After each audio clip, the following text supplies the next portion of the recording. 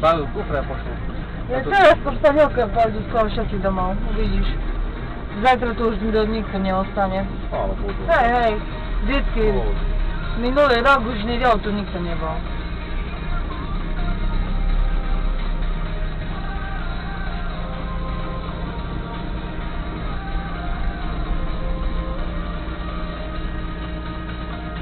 Teraz budú súťaže.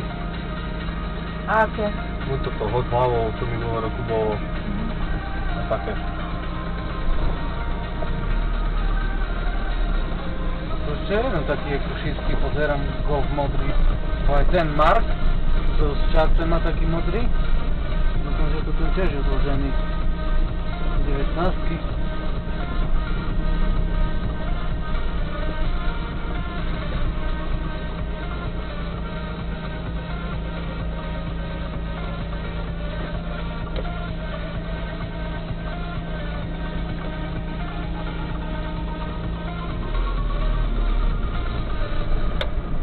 Tam to gdzie, ale treba si na také normálne miesto.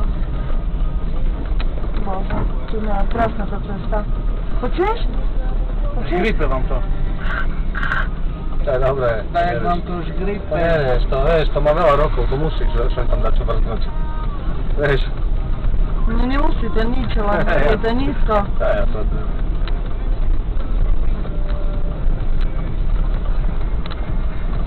Pozri sa, on nemá probléma s ničím.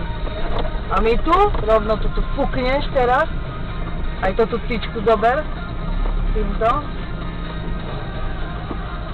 Tyčka to troška sa oštne.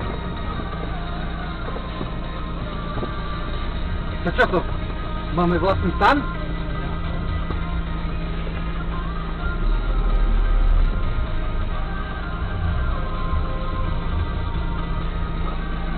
Lebo ja už si vybral na autoklím. Aj. Hej? Alebo už tam bude, ne? Autoklím stan. A už dojdeme ešte.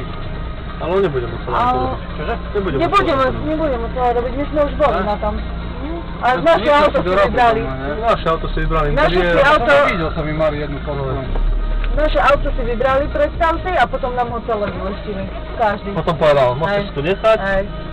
A že ale to bolo tak na rýchlo. pripravky nám dal. No, to bolo také na rýchlo. A každý naše auto skúšal leštiť, si dá radom. A celé nám vyleštili, nie?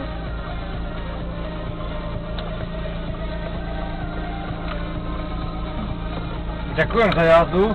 Tak. Môžem si ísť po vetrovku, ak tak pozerám. A ja si berem, aha.